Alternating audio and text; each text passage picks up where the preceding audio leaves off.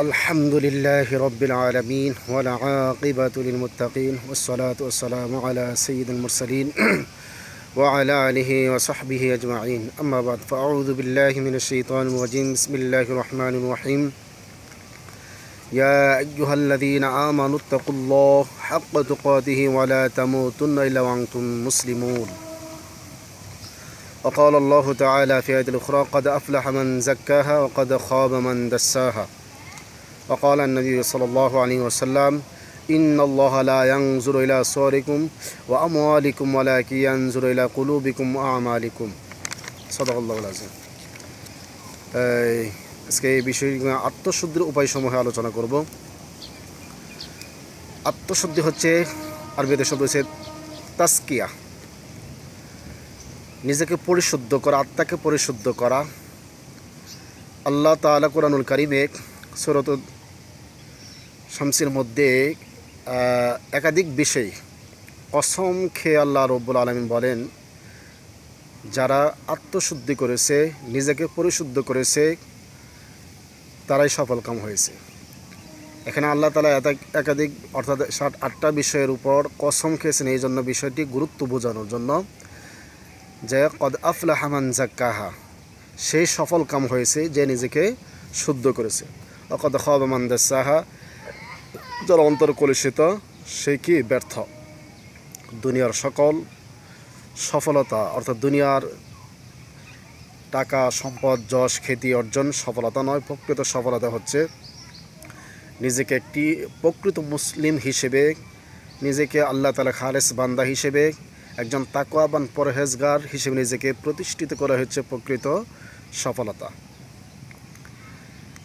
এই সফলতার কতগুলো উপায় রয়েছে।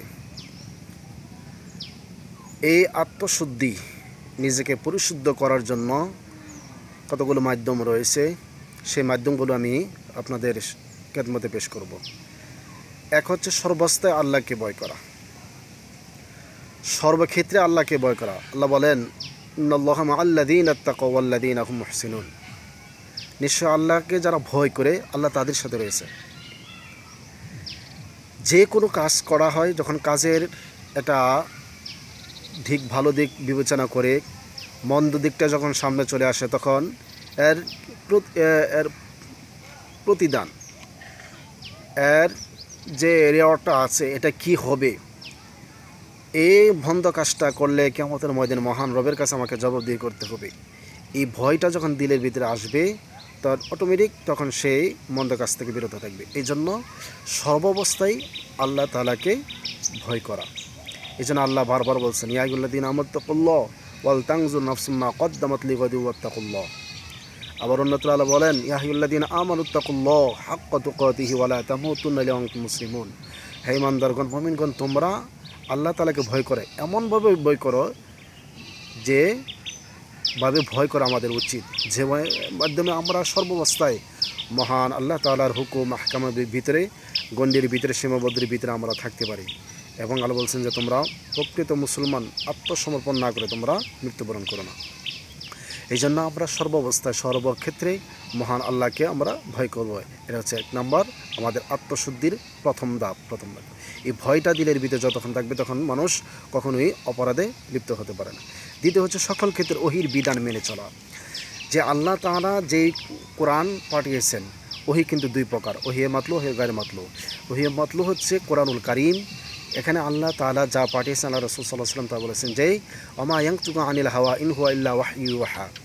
আমার রাসূল কোনো নিজ থেকে মন করাতে কোনো বানিয়ে তিনি কথা বলেননি, অর্থাৎ আল্লাহ তাআলা যা নাজিল করেছেন তাই তিনি বলেছেন।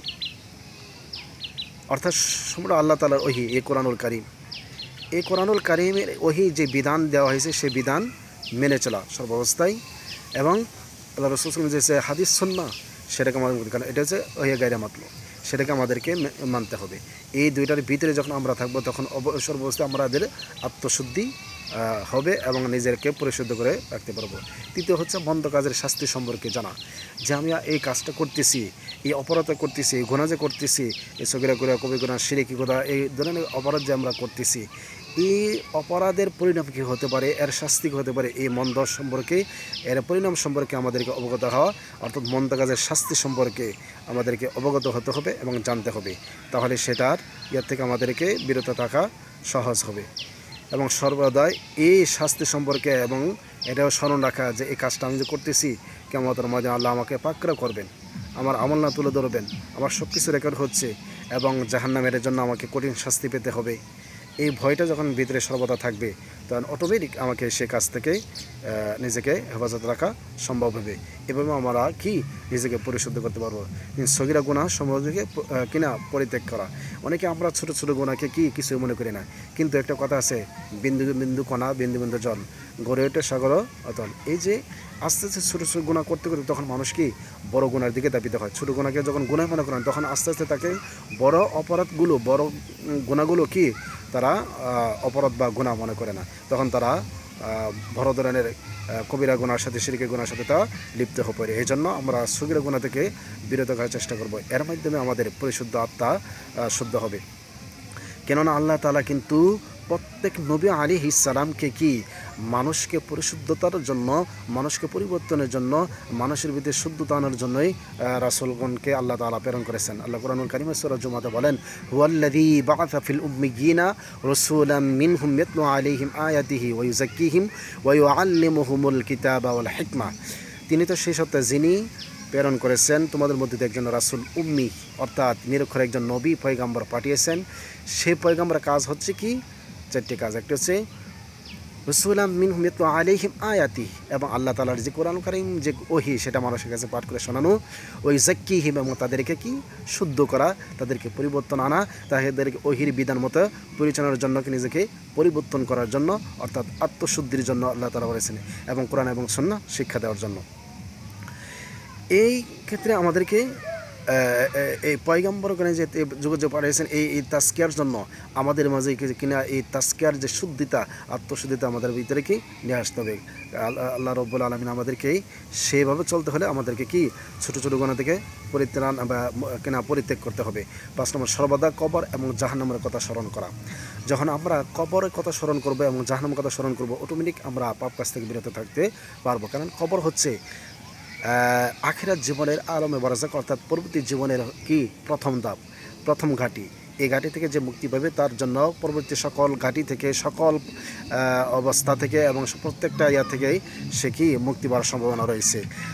হযরত উসমান রাদিয়াল্লাহু তাআলা আনহু, তিনি যখন জাহান্নাম আলোচনা হয় তখন তিনি এতটা ক্রন্দন করতেন, যখন তিনি কবরের পাশ দিয়ে হাঁটতেন, কবর দেখতেন, তখন তিনি কাঁদতে কাঁদতেই কি তার দাড়ি মুবারক ভিজে যেত। তখন সাহাবা সাথীরা তখন জিজ্ঞেস করলো, হে উসমান, তুমি এই কবর দেখে এত কান্নাকাটি কেন করো?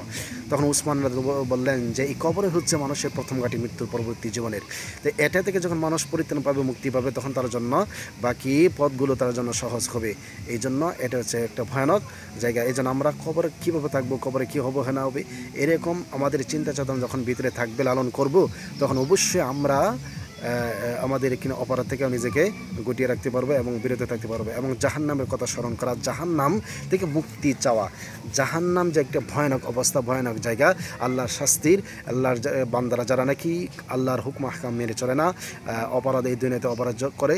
যেমন দুনিয়ার মধ্যেও প্রত্যেকটা রাষ্ট্রের মধ্যে যেসব নাগরিকরা রাষ্ট্রের আইন কানুন মেনে চলে না, অপরাধ অন্যায় করে কিনা অপরাধ করে, ক্রাইম করে, ক্রিমিনাল, তাদেরকে কিন্তু সরকারি আইনে তারা কি অপরাধী হিসেবে তাদেরকে শাস্তি দেওয়া হয়। তদ্রূপ আল্লাহ তাআলা সকল সরকারের সরকার, সকলের কিনা হাকিমের হাকিম, মহান আল্লাহ রব্বুল আলামিন কিন্তু তারা বান্দাদেরকে কি, যেসব বান্দাদেরকে আল্লাহ তাআলা বিধান দিয়েছেন, যেসব বান্দাদেরকে আল্লাহ নিয়ামত দিয়েছেন, এই নিয়ামত পাওয়ার পরও যেসব বান্দারা শুকরিয়া আদায় করে না, তারা বিধান চলে না, তাদেরকে আল্লাহ তাআলা তাদের অপরাধের জন্য এই শাস্তি হিসেবে, জেলখানা হিসেবে কি জাহান্নামে নিক্ষিপ্ত করবেন।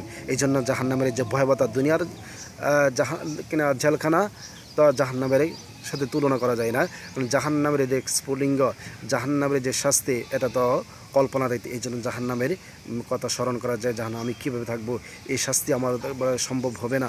এই যখন এই ভয় ভীতি থাকবে, তখন অটোমেটিক আবার ওই থেকে পাপাচার থেকে আমরা বিরত থাকবো।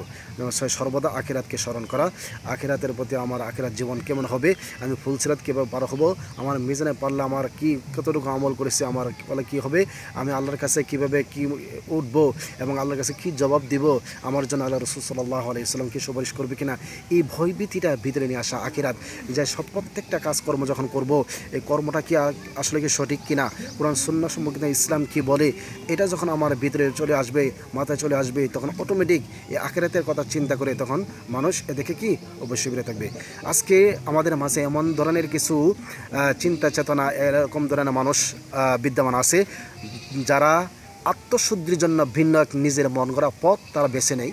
অনেকে বলে ছয় লতিফা, বিভিন্ন ধরনের নিজে বানানো অথবা নিজেদের পিসাব অথবা নিজেদের একেবারে এরকম ব্যক্তিরা কী করে কিছু আপনার দিল পরিষ্কার করার জন্য আত্মশুদ্ধির জন্য কিছু ওজিফা এবং কিছু জিকির আজকার এরকম দেওয়া হয়। না, এইগুলো হচ্ছে মানুষের বানানো।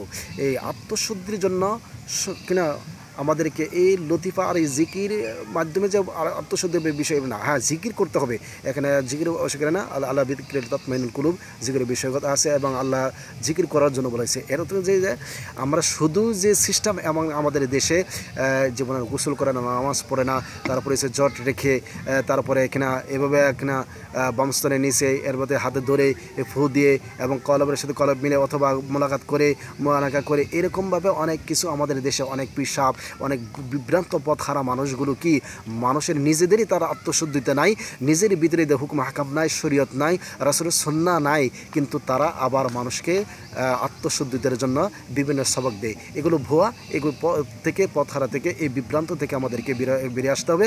আমাদেরকে মনে রাখতে হবে কোরআন এবং সুন্নাহর প্রতি আমাদেরকে আনুগত্যশীল হতে হবে। রাসূলের সুন্নাহ সাল্লাল্লাহু আলাইহি ওয়াসাল্লামের সাহাবা যে আজমাইন যেভাবে তারা আত্মশুদ্ধিতা করেছিলেন সেভাবে আমাদেরকে আত্মশুদ্ধ করতে হবে। এই জন্য আমি যে পয়েন্টগুলো বললাম এটা যখন আমরা নিয়ে আসতে পারবো অটোমেটিক আমরা নিজেকে পরিশুদ্ধ করতে পারবো। যে ব্যক্তি নিজেকে পরিশুদ্ধ করলো সেই সফল কাম হলো। আল্লাহ তাআলা আমাদেরকে সফল কাম হওয়ার তৌফিক দান করুক। আমিন।